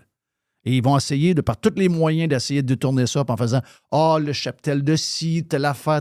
Des asti de maniaques. Là. Les Guilbeault de ce monde, puis toute cette gang-là, c'est des méchants maniaques. Là. Des mangeurs de bébites en plus. C'est ça. C'est des mangeurs d'insectes. De farine de bébites. Yes. C'est à faire vite de même. Moi, j'ai pas de stress. Ça, c'est un sujet. Il y en a qui vont dire faut mettre des gants blancs. Mais moi, je ne mets pas de gants blancs. Moi, je n'ai pas de gants blancs. Moi, je ne mets jamais des gants blancs là, sur certains sujets. Cette année, il y a 140 000 nouveaux arrivants qui vont vouloir changer leur permis de conduire pour avoir un permis de conduire du Québec. Donc, c'est des gens qui arrivent d'ailleurs. Christy, il y en a beaucoup d'eux autres qui chauffent mal. Voilà. C'est des gens qui arrivent d'ailleurs. Astique qui chauffent mal. Et eux autres, leur permis dans leur pays. Parce sont dangereux. Ils ont leur permis de conduire. Attends. 140 l'autre jour, là, c'était capoté. Ben, des fois, tu en pognes à 50 km/h sur une autoroute. Là. Oui. Puis moi, j'en ai vu un qui était dans voie de droite sur l'autoroute, à peu près à 60 sur les 10. Il s'est tassé au milieu. Puis là, moi, je le suivais, mais tu sais, j'attendais parce que je voyais au loin qu'il y avait une vanne qui arrivait. À 53 pieds. Le gars, moi, je dis, je vais laisser passer la vanne. Tu sais, moi, je suis le Lambinos. Je vois la vanne arriver. Le gars de la vanne, il roule à 100. Les vannes, c'est quoi? 100, 110. Le gars de la vanne roule à 100. Lui, il s'en va dans le milieu. Il est à 100. Il est sur le cruise, lui. Il s'en va. Moi, dans ma tête, je vois la vanne. Je dis, OK, je vais laisser passer la vanne. Je vais embarquer en arrière tranquillement, pas vite. Je vais dépasser le Lambinos. Le gars dangereux. By the way, qui touche toujours. Tu sais, il conduit, mais le char est toujours ballottant. Tu sais, une petite affaire à droite, petite affaire à gauche. Tu sais, toujours un petit coup dans le volant. Tu t'en suivre un gars de même? Mais Jeff, le gars s'est collissé devant la vanne. Il l'a pas vu à la vanne. Il n'a pas vu la vanne? Non, le gars peut voir la vanne. Le gars de la vanne ne peut pas le voir s'il l'a coupé en plus. Là. Non, le gars. À cause de sa hauteur. Le gars, ouais, c'est ça, mais c'est sûr qu'il a coupé la vanne, dans le sens qu'il a embarqué devant la vanne, sauf que lui, il roule à 70. La vanne est à 100. Fait que le gars de la vanne, je te dis pas qu'il y a eu proche d'un accident, mais t'as entendu la vanne ralentir, puis ça fait un méchant boom. Là. Donc, c'est les gens qui arrivent d'ailleurs. Ils veulent avoir un permis du Québec tout à fait normal. Mm-hmm. Ils ont 6 mois pour l'obtenir. Ils arrivent ici, puis ils ont comme un genre de petit break. Donc, ils ont transféré leur permis de un à l'autre. Voilà. Mais sans qu'il y ait d'apprendre de cours. Non, mais c'est ça l'affaire, c'est qu'eux autres, il faut qu'ils aient passé un examen. OK. L'examen était genre 35$. Ils ont un prix pas cher. Je pense que c'est 35$. Ils vont passer de l'examen, mais s'ils coulent l'examen avant l'autre examen plus tard, ils peuvent chauffer pareil. OK. Wow. C'est pour ça que sur les routes présentement, il faut mettre nos gants blancs. Non. Il n'y a pas de gants blancs à mettre. Il n'y a pas de gants blancs à mettre. Le gars arrive de quelque part et sa manière de conduire dans son pays est complètement différente d'ici. Et normalement, tu dis, OK, on donne un break à la personne. En dedans de 6 mois, il faut qu'il ait son permis du Québec. Bon, OK, c'est correct. Puis il peut conduire avant. Bon, mettons qu'on le tolère, ça. Mais s'il ne passe pas l'examen, tu ne peux pas le tolérer pour un autre 6 mois. Il n'a pas passé d'examen. Tu as le résultat que la personne est dangereuse sur la route. Non. Il peut continuer à conduire. Parce que c'est des gens de l'étranger, mais il faut accepter ça. Non, on n'accepte pas ça. Là. Tu ne passes pas l'examen, tu ne peux pas conduire jusqu'à l'autre examen. Et ça va faire. Non, ça ne marche pas, cette histoire-là. Là. Puis je le sais que tout le monde a eu une mauvaise expérience à un moment donné. Là. Christophe, il y a une certaine... Je te le dis, là. Moi, je dis qu'il y a beaucoup d'accidents présentement. Il y a toujours des accrochages quelque part, puis tu dis que le monde s'accroche, puis il n'y a même pas de mauvais temps, rien. Là. Le monde s'accroche. Oui, les cellulaires, oui, ça. Mais moi, je te dis qu'il y a du monde qui conduit, ils ne savent pas conduire. Ils ne savent pas assez conduire. Je pense que c'est la bonne manière de le dire. Ils ne savent pas assez bien conduire pour conduire ici. Exact. Je pense que c'est de même qu'il faut le dire. Est-ce qu'on file pour une autre petite attente? Une petite dernière. Ouais. Une petite dernière vite, juste de même. Prochain podcast, pour les gens qui s'intéressent, Régent Tremblay. Oui, Reg. On l'adore, Reg. La fameuse réduflation. Comment il dit ça en anglais? C'est shrinkable? Oui. Shrinkflation? Shrinkflation. Les bonbons d'Halloween passent dans le tordeur. Oh! Comment il s'appelle? Donc, le food processor? Oui. Professor, je veux Professor. dire. Sylvain Charlebois. Exact. Le gars est économiste. C'est toujours intéressant, Charlebois. Puis là, les histoires de petites barres de chocolat, on le sait. Là. Tu sais, les genres de petites barres... Est-ce que la boîte de 120 passait à 100? Oui, mais là, elle est plus à 100. Là, il y a des boîtes de 90. OK. Les boîtes de 50 sont à 45. Mais pas juste ça. Les petites barres ont rapetissé. Incroyable. Les O.Henry sont 7% plus petites. Ah, c'est dégueulasse. Les Coffee Crisp sont 10% plus petites. Ah, c'est dégueulasse. Donc, il y en a un peu moins dans la boîte, puis en même temps, ils ont les petites... On s'entend que c'est des petites bouchées, là. En même temps, ils ont rapetissé. Le prix du sucre a monté de 24% depuis 6 mois. Le prix du cacao a monté de 100 quelques %, 120%, je pense, depuis 1 an. Les compagnies n'ont plus le choix. Les compagnies n'ont plus le choix de quoi? Ben, ils n'ont plus le choix. OK, ils n'ont plus le choix de quoi? Ben, ils veulent pas monter les prix. OK. Ils veulent garder à peu près les mêmes prix, puis baisser le nombre de barres et baisser la quantité de chocolat. Puis la petite barre a perdu 10% de sa grosseur. Ah, 10%, ça ne paraît pas. À un moment donné, ben, ça va être quoi? Là? On l'a vu avec les Joe Louis. Là, à un moment donné. Les Joe Louis, c'est incroyable. Oui. Les Joe Louis, c'est incroyable. C'est devenu quasiment des... ça, puis la même compagnie, je pense. Les Whippets. Ah, les Whippets. Les Whippets, voyons, on s'y boire. Les Whippets, c'est des... un Whippet, c'est gros comme un 25 cents. Arrête. Non, c'est dégueulasse. C'est-à-dire un Whippet, Christophe. Le Joe Louis à 1,50. C'est drôle que tu me dises ça. J'étais au Dollarama cette semaine d'une file. Et à côté de moi, il y avait un rack de Joe Louis individuel à 1,50. J'ai regardé la grosseur, je me disais, mais voyons, je vois le verre, c'est un biscuit. C'est plus un gâteau, c'est un biscuit, c'est un petit biscuit, c'est une petite affaire grosse de même. C'est plus petit qu'une rondelle de hockey. Tu sais, avant, Joe Louis, c'était gros de même, là. C'était comme c'était gros, là. Bon, on a fait ça pour nos clients. Nos clients demandent moins de calories. Donc oui, ils veulent donc moins de calories, c'est okay, ça. Moins de calories. Mais c'est parce que dans le temps, il était à 50 cents, gros de même. Là, il est à 1,50, puis il est rendu... probablement 40 de ce qu'il était avant. C'est dégueulasse, des crosseurs. Gang de crosseurs. Mais le système est en train de craquer de partout, là. S'il n'y a plus personne qui fait de l'argent à rapetisser puis à augmenter les prix, puis l'inflation, puis il y a quelque chose qui est en train de craquer de partout en ce moment, là. C'est très inquiétant ce qui se passe. Là. Vraiment, là. Très, très inquiétant. Comment on va faire? On ne pourra pas gagner tout le monde 200 000 $. Ça veut dire, chaque fois qu'on donne des augmentations de salaire à du monde, il y a l'inflation qui se poursuit après. T'sais, tout le monde veut gagner 40 de plus. Mais ultimement, si tout le monde gagne 40 de plus, c'est sûr que ça va nous coûter crissement cher d'avoir tout ce qu'on veut, on a besoin pour vivre. Donc, il y a comme un effet pervers. Mais il y a un mur, des fois, qui se frappe. Là. On l'a vu dans la restauration. Certains restaurants de poulet, ils sont revenus un petit peu en arrière. Ils ont mis un poulet un petit peu plus gros. Parce qu'à un moment donné, t'as bien beau couper dans le chicken, tu coupes dans le chicken, tu mets plus de frites, tu caches le poulet. À un moment donné, Christophe, il n'y a plus de poulet. Ils sont obligés de revenir un peu. T'sais, les autres, ils ont comme frappé peut-être un mur. Où est-ce que tu dis, ouais. Ça veut dire... Je comprends qu'ils ont monté les prix aussi, là. Mais je veux dire, à un moment donné, il faut que tu demandes une cuisse. Il faut que tu aies une cuisse, là. Et où la cuisse? Est en dessous des frites. Ouais, mais là... À un moment donné, je pense que tu frappes un mur. Ouais. Mais tu sais, ils ont des incontournables pareils. Le fermier qui fait poulet... je sais, c'est une chaîne. Ça coûte cher. Le gars qui le livre, ça coûte cher. Le gars qui abat, ça coûte de plus en plus cher. Le gars qui fait cuire, ça coûte de plus en plus cher.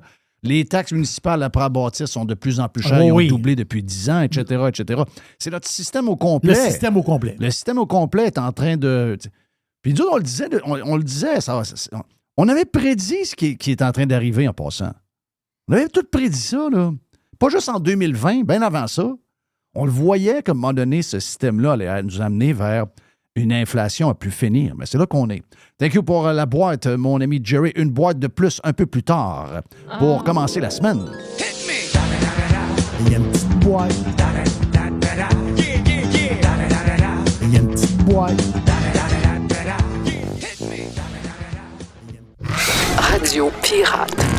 Faites partie de la révolution. Listen, radiopirate.com. Radio Pirate.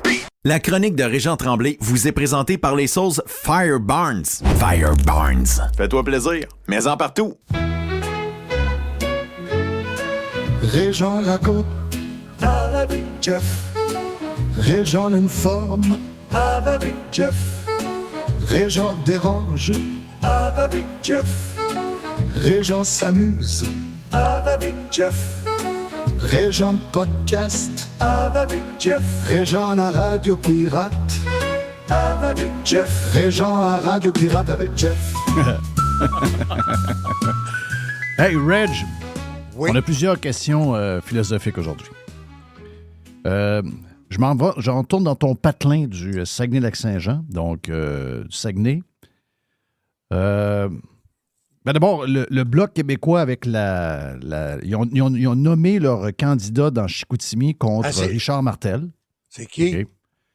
Okay. Ils ont dit carrément, là, voici qui on nomme pour bloquer les conservateurs. Donc là, c'est confirmé. Ces gens-là veulent avoir la continuité du Canada qu'on a depuis 2015. Vous avez vu les graphiques d'immigration et tout. Donc, ils veulent la continuité du gouvernement de Justin Trudeau. Ils s'en cachent plus. Mais le gars, il s'appelle Marc Saint-Hilaire. OK?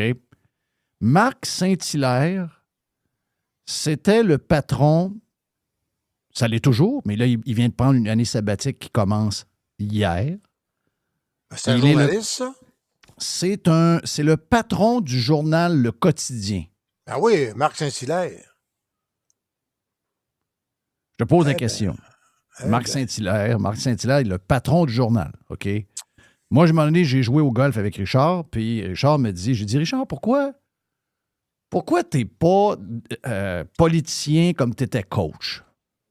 J'ai dit, moi, je connais Richard depuis que je suis petit cul. On a été élevés à Saint-Henri les deux, on a joué à la même patinoire. Mais donc, je connais le caractère, je connais son frère, bien comme il faut dire, Richard, je connais, ça fait 50 ans que je le connais. Mais j'ai dit, Criff, comme politicien, me semble que t'es pas le Richard Martel, le coach. Non, il est smooth. Il est très smooth. Je comprends l'histoire, tu veux garder 2 mandats, tu vas avoir une pension, puis tout, là. Mais il dit, peu importe si j'ai raison ou pas, je vais me faire démolir par les médias. Marc Saint-Hilaire, comme boss du journal, en sachant maintenant qu'il va être candidat du Bloc québécois et tout ce qui va avec, là. Non, mais il s'est décidé il y a 24 heures. Hein? Il s'est décidé il y a 24 heures. OK. Avant ça, il n'était pas influencé par ça pantoute. La couverture sur Richard Martel que Richard me parlait, là, on sait bien que c'était pas une couverture qui était d'après moi, juste. Quand le boss du journal, à un moment donné, s'il y a l'opportunité, il s'en va comme candidat du Bloc. En tout cas, moi, je ne sais pas si c'est moi, là, mais c'est peut-être j'ai peut-être un côté puriste, finalement. Je sais pas, j'ai un peu de misère avec ça. Compte tenu des difficultés financières des médias, c'est peut-être plus rentable 8 ans comme député. C'est sûr. Ça a été mon premier point. Quand j'ai su ça, j'ai dit, lui, il a compris, 1, que son journal est dans le trouble. 2, il sait qu'ils sont vraiment financièrement à problème, donc ça se peut qu'il perde sa job. Il essaye un échappatoire, puis il dit, en plus, je vais avoir une pension, ce que je risque pas d'avoir avec mon journal, parce que mec, ça fasse faillite, comme la gang du Soleil m'a passé au cash. Tu te rappelles le Soleil? Tu as vu le Soleil? Oui. Qu'est-ce qui est arrivé là, pour beaucoup de ces gens-là qui ont été au journal pendant 30-35 ans, puis finalement sont remboursés avec une pension de merde? Là. Oui. Donc, c'est un peu de ça qu'ils pensent. C'est un peu ça qu'ils pensent. Là. C'est ça que ça veut dire. Mais d'abord, premièrement, là, très sincèrement, j'espère, moi, que la coopérative, j'espère que le quotidien, puis j'espère que le nouvelliste, puis j'espère que ça va perdurer, puis qu'ils vont trouver leur place, comme la presse semble l'avoir trouvé à Montréal. Oui, mais d'un peu. Est-ce que tu as entendu parler de ça? Est-ce que tu as entendu parler que la presse a fait énormément de pression sur le groupe Coop, je ne sais pas trop quoi, là, donc Soleil, ceux que tu viens de nommer, le Soleil, le Droit, le Quotidien, la Tribune, le Nouvelliste, pour que ce soit qu'un groupe. Et que quand les 2 groupes se sont assis, ils ont vu pourquoi la presse avait besoin de l'autre groupe. Ce serait la presse qui serait dans le trouble. C'est la presse qui veut se joindre aux autres pour couper les coûts. Et parce que la presse ont énormément de la misère à contrôler leurs dépenses, surtout avec la plateforme qu'ils ont, la plateforme numérique avec laquelle ils font la Presse Plus, qui coûte extrêmement cher à produire, délaissée par le Toronto Sun et l'autre journal qui l'avait pris. Toronto Star qui l'avait acheté. Toronto Star, excuse-moi. Parce que ça prend beaucoup de monde pour gérer cette plateforme-là, pour faire le look du journal qu'on a sur les tablettes. Là. Ça demande beaucoup, beaucoup de production. Donc, de ce que j'ai compris, de par les gens qui sont dans les journaux locaux, c'est la presse qui a initié la rencontre et ils ont compris par après pourquoi la presse avait besoin des plus petits. C'est que la presse est dans le trouble. La presse, dans ce cas-là, comment est-ce que tu vas m'expliquer que Yves Boisvert, ça fait 6 mois qu'il se promène aux États-Unis? Excuse-moi, là, il y a trop bien des billets d'avion, des billets de train, puis au bien, quand il se loue un char, il y a trop bien des frais de location puis d'essence, puis il y a trop bien des perdièmes. Puis ça, c'en est un cas. Je veux dire, tu prends la presse, là. C'est comme dans les grandes années quand le journal faisait 40 millions de profits. Je veux dire, ils sont en Caroline du Nord, puis il était dans le Tennessee, Yves. Mais ça fait. Ça ne leur empêche pas d'avoir des Tesla pareil, même. Ça n'empêche pas les patrons d'avoir des Tesla, ça n'empêche pas les journalistes seniors d'avoir un compte de dépenses puis de faire ce qu'ils veulent, mais ça se peut que ça finisse plus sec qu'on pense. Tu sais, il y a je sais pas, là, regarde, moi, je te donne l'info que j'ai. OK? L'info que j'ai, c'est que il y a eu une rencontre initiée par la presse avec le groupe, la Coop, et quand ils se sont assis, la Coop a réalisé que c'est la presse qui avait besoin de la Coop et que la presse ne les invitait pas pour donner un coup de main à la Coop. C'est que la presse a plus besoin d'aide de la Coop que l'inverse. Moi, la seule information concrète, tu sais, là, avérée, là, c'est Éric Trottier, qui était le grand patron du Soleil, l'ancien grand boss de la presse, a quitté le groupe. Oui. Je pense qu'il y avait au moins 2 raisons. Une des raisons, c'est il trouvait qu'il y avait une copatronne qui prenait beaucoup, beaucoup, beaucoup de place. Puis l'autre raison, c'est Éric et quelqu'un qui a toujours eu les deux pieds sur terre. Fait que Cogeco, grand boss de toute l'information puis le programme des nouvelles. Il a remplacé Pierre Jobin qui n'a pas fait long feu là en passant. Là. Non. Ben, c'est un job difficile, ça, chez Cogeco. Là. Je veux dire, faut vraiment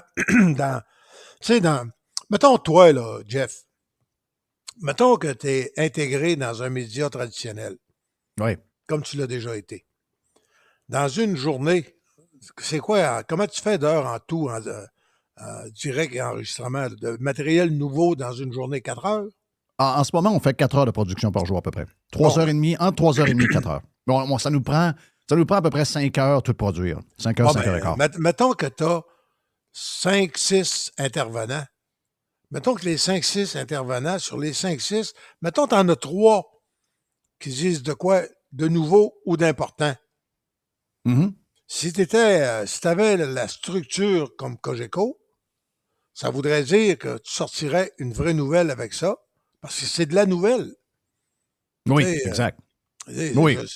On pourrait faire des textes avec ça. On pourrait faire des textes. On peut le faire avec l'intelligence artificielle, mais on pourrait faire effectivement un genre de journal de nouvelles à partir de tout ce qui se dit ici. Là. Oui.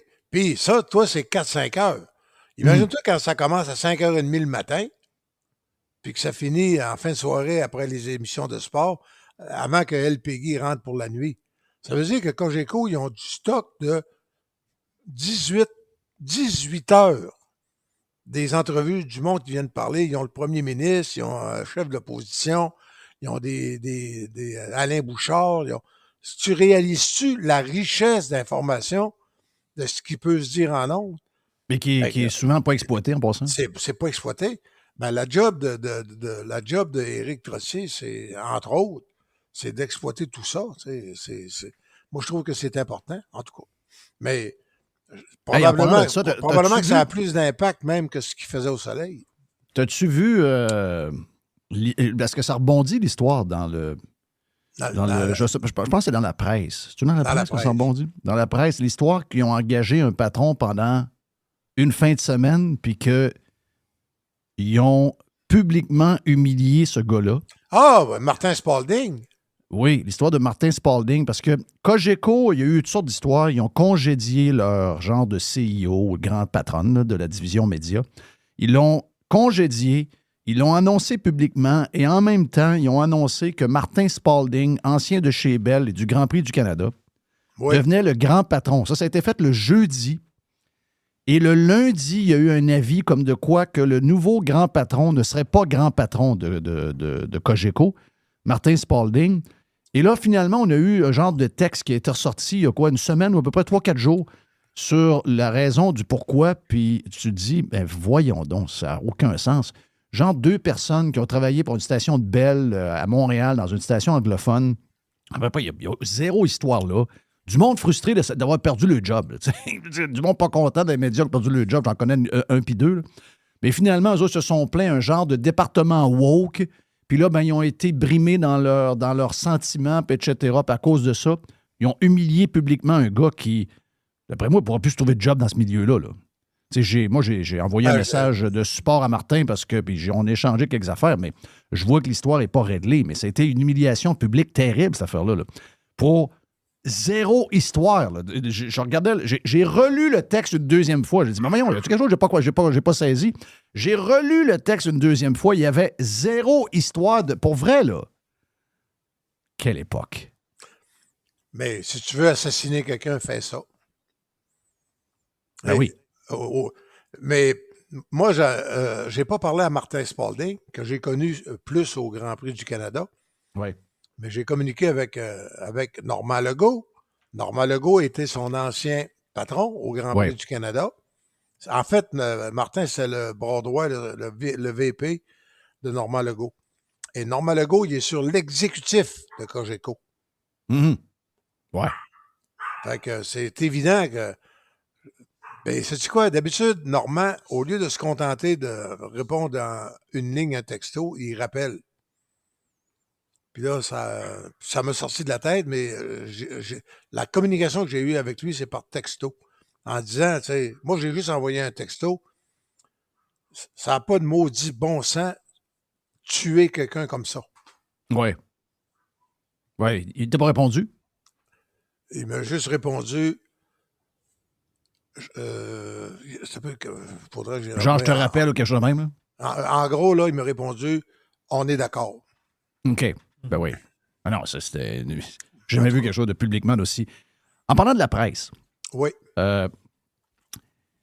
Écoute, tu sais, des fois, je sais que tu là, été souverain. Là, tu ouvres une canne de verre, là, tu sais. Oui, je sais. Mais, Bon, mais avant, vas-y. là, je veux que tu me comprennes dans ma patente, parce que quand je les regarde aller, là, tu sais, j'ai vu un texte en fin de semaine sur la chasse. Pendant que je en lisais un dans un journal local ou dans un média local du Saguenay qui nous parlait comment la chasse n'a jamais été aussi populaire, en plus avec les femmes, les femmes découvrent la chasse et les femmes capotent sur la chasse. Et en région, la chasse est populaire comme jamais. Ils sont allés voir les grands magasins du coin, au Saguenay, puis ils ont des années records. Il y a beaucoup de chasse. Bon, mais ça, là, c'est vrai pour Bécomo. C'est encore plus vrai pour Chibougamau. Rouyn-Noranda, Val-d'Or, Amos, c'est vrai. Sept-Îles, c'est vrai. Rimouski, c'est vrai. Rivière-du-Loup, c'est vrai. Puis Matane, c'est vrai. Mais dans la presse, il y a un texte en fin de semaine pour savoir quand est-ce qu'on va arrêter la chasse, quand est-ce qu'on va interdire la chasse. Ce que je veux dire par là, c'est que ton ancien journal, c'est devenu un média très urbain. Et j'ai comme l'impression que si on avait à revivre l'époque des années 80, 70-80, c'est pas du Canada qu'on voudrait se séparer, mais je pense que les régions devraient se séparer des cœurs de ville. C'est des gens qui ont plus du tout les mêmes valeurs, c'est des gens qui ne se comprennent plus, c'est des gens qui sont complètement à l'opposé un de l'autre. Les gens urbains et les gens des régions ne sont plus un. C'est carrément deux groupes complètement séparés. Puis ça nous amène au sujet qu'on va parler. C'est-à-dire que le même journal commence à se questionner, à savoir, est-ce que le hockey avec les équipes qui voyagent en avion, est-ce que c'est quelque chose qu'on peut encore tolérer? Bon. La réponse demande deux volets, si tu permets. Premier volet, j'ai écouté mon vieux chum, Luc Dionne. Luc Dionne, lui, pour écrire Omerta, il a demandé d'avoir les copies des scénarios de Scoop. Oui. Il a regardé comment c'était scénarisé, puis il s'est inspiré de ça. C'est là que, au moins la technique d'écriture, c'est avec Scoop. Lui, il avait fait quoi avant? Hein? Il avait fait quoi, Luc Dionne, avant de faire ça? On le connaissait-tu de quelque chose? Non, c'était un attaché politique. OK. Ouais. Et donc, il a fait un chef-d'œuvre dès sa première série, Omerta. Et il était avec la prêtresse, Marie-Louise Arsenault, à Télé-Québec. Oui. Et il a donné une entrevue, c'était tellement bon que finalement, je l'ai appelé. On a jasé une grosse demi-heure. Mais tous les deux, on a vécu la même affaire. Et lui, il sait qu'il est privilégié parce qu'il est avec une bonne maison de production, Etios, puis il peut travailler d'une façon raisonnable. Mais il fait quoi là, comme série à cette heure? C'est quoi ces gros hits? Okay. Dumas. Mais tu sais, moi, Dumas, on le regarde, là, mais même quelqu'un qui c'est pas son métier. Julie, elle disait, la réalisation, c'est jamais l'égal à égalité avec la qualité du texte. Mm-hmm. Puis, tu sais, c'est basic en tabarouette. Mais, tu sais, on peut pas se plaindre, mais à Omerta, il y avait 900 000 $ de l'heure. Ouais. Puis là, il y a 600 000 pour Dumas. Aujourd'hui? Aujourd'hui! Ouais, aujourd'hui, c'est comme s'il y avait eu 350 000 à l'époque au lieu de 900. Quasiment. C'est comme s'il y avait eu 300 000 pour faire Omerta. C'est ça, exact. Ben, il aurait fait quoi? Un téléroman de cuisine. Passe-moi le beurre, ça meurt. Tu comprends? Oui. Mais, tu sais, puis le premier lancé compte, nous autres, on était à 850 000 de l'heure. Hey. J'ai fait le dernier et j'étais privilégié. J'ai fait le dernier à 760 Canadiens, évidemment. Mais le premier était à 850 000, 30 ans, 35 ans avant. Le seul qui avait... Tu sais, je veux dire, sans farce, là, c'est... Ça, c'est le premier point. Le deuxième point, et on est d'accord tous les deux. Luc Dionne, il a beaucoup de talent, ça marche fort, parce que, il vise la clientèle des hommes. Parce qu'il dit, les hommes regardent beaucoup moins la TV que les femmes. Fait que, s'ils s'installent avec madame pour écouter une émission, personne ne va chialer puis ils vont la regarder tous les deux. Ouais. Fait que là, si tu vas chercher ton million. Mais il dit, mais en plus, il faut écrire en pensant 50 ans et plus, puis les régions. Point final. Si tu écris pour les jeunes, qui sont sur Netflix, Amazon, Disney, puis nomme-les, ils sont pas là, pantoute. Ils n'ont même pas de TV. Zach n'a pas de TV dans son appartement à Québec. Bon. Oui. C'est vrai, Il n'a pareil. pas. Il n'a pas. Fait que t'écris pas une série pour Zach. Non. Puis, fait qu'il dit, t'écris donc 50 ans et plus, qui vont mourir, anyway, d'ici 20 ans, plusieurs. Puis il dit, t'écris pour les régions. Mais, tu sais, à un moment donné, on s'est... De là, ton lien entre l'histoire de la chasse et les régions, il y a un autre mot dans la région. Il y a une fracture complète. Moi, là, Michel Boivin, que tu connais. Très bien, oui. Michel Boivin, avec Identification Sport. Michel Boivin, il avait, son personnel était syndiqué FTQ. Puis les madames, ça travaillait. Puis il venait à Montréal pour son stock, pour acheter son cuir pour les sacs. Grand chum de Guy Carbonneau, Michel Boivin? Oui. Avec Gabi Asselin puis toute la gang. Marc Fortier. Mais il venait à Montréal. Michel, il venait à Montréal. Tu sais, ça faisait partie de sa vie, venir à Montréal, puis voir ses fournisseurs, les distributeurs. Michel Boivin ne met plus les pieds à Montréal. Et sa fille fait quoi, tu penses? Tu vois? C'est elle qui reprend ça, là, Karel. Oui. Elle est allée en Chine. Elle a fait les deals en Chine.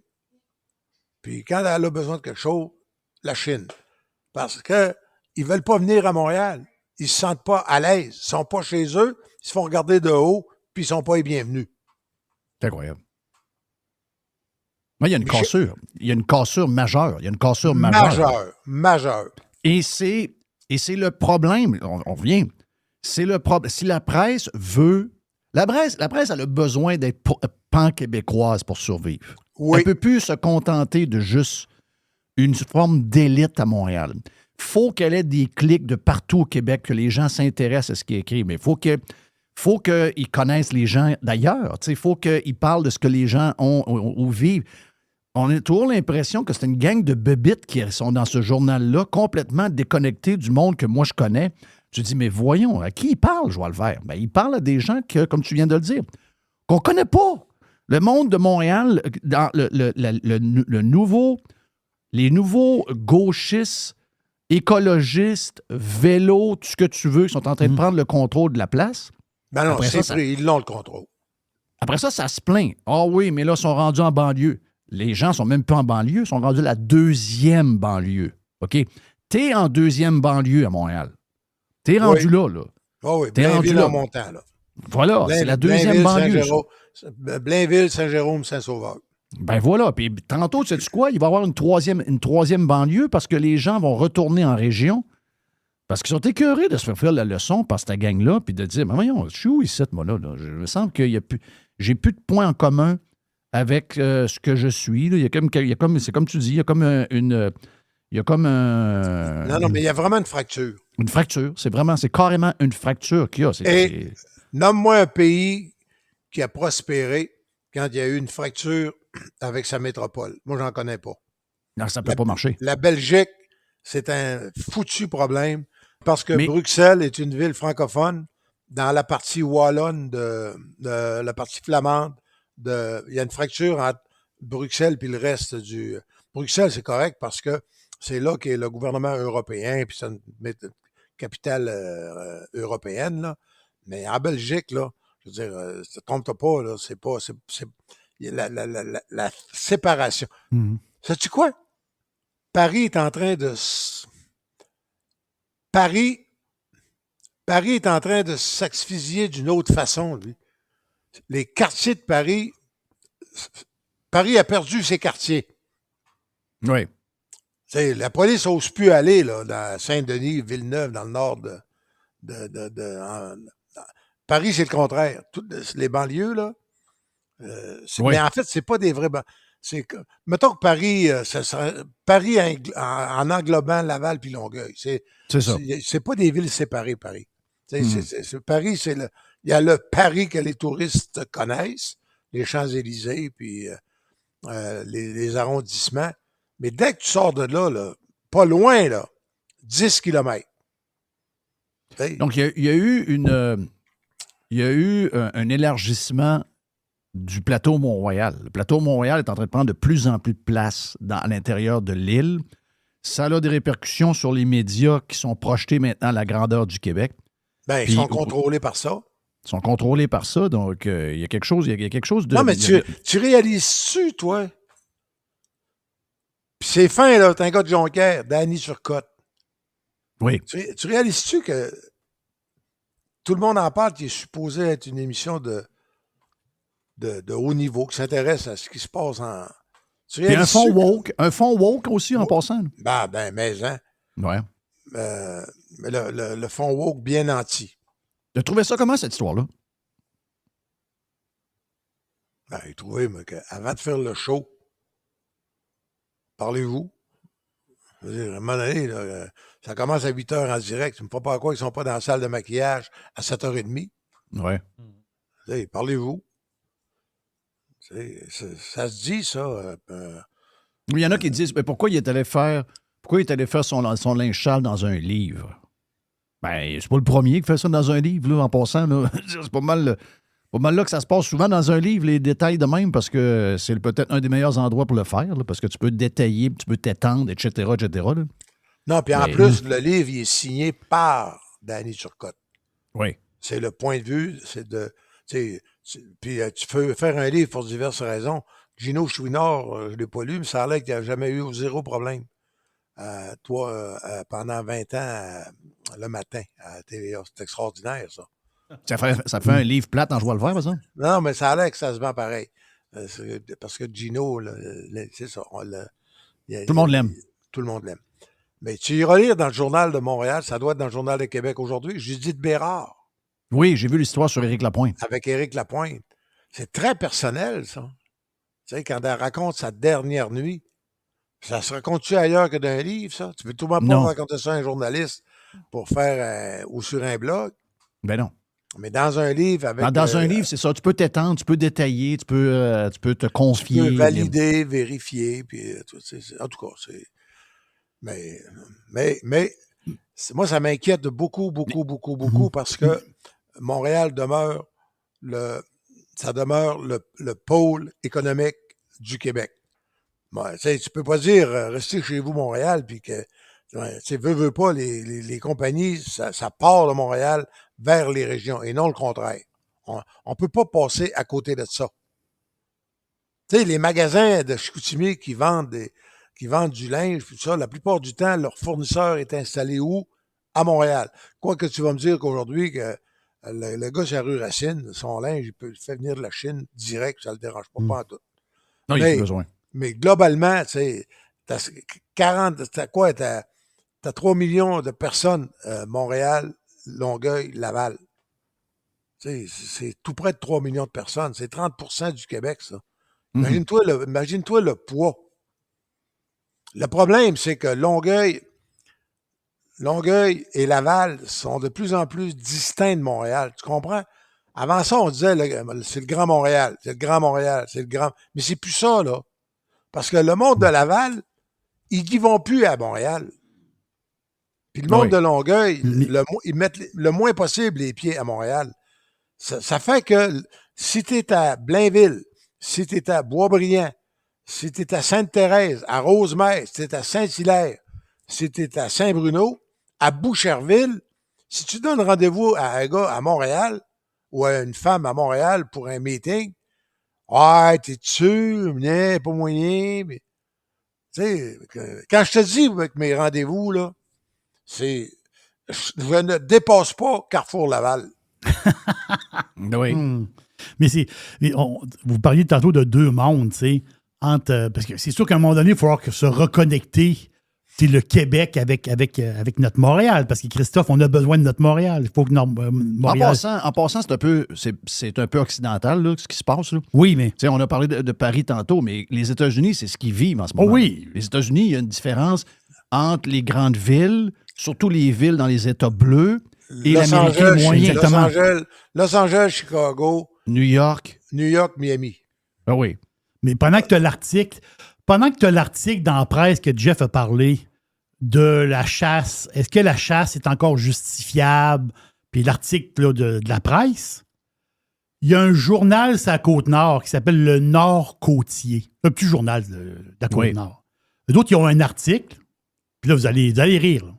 Il y a un article, eux autres, ils disent que les chasseurs de la Côte-Nord sont très généreux parce qu'ils font des dons de viande aux banques alimentaires. Donc, les gars vont à la chasse, puis ils vont faire dépecer leur animal, puis il y a une partie de l'animal, ils vont donner ça aux banques alimentaires. Donc, tu vois, c'est deux mondes complètement différents. Hey, Jeff puis Jerry, vous capoteriez, vous autres, si vous connaissiez l'identité de tout le monde qui ont recours aux banques alimentaires depuis un an. Ben oui, c'est triste, là. En passant, il y a l'augmentation du sport en tant que tel, mais il y a aussi la chasse, c'est peut-être un fonds de nécessité aussi. Là. Un fonds de nécessité, puis il y a un côté de tradition aussi là-dedans qui... C'est-à-dire que c'est le fun de... les traditions, c'est important aussi. Là. 3 steaks chez Costco, on peut comprendre que c'est 3 beaux rib steaks, là, mais 78$, tu regardes le paquet, tu te dis, mais voyons, c'est quoi cette affaire-là? Là? Ça va me coûter moins cher une boîte de balles.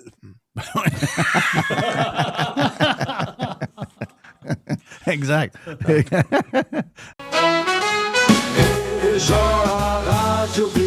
Plus de Régent dans la version Prime de Radio Pirate.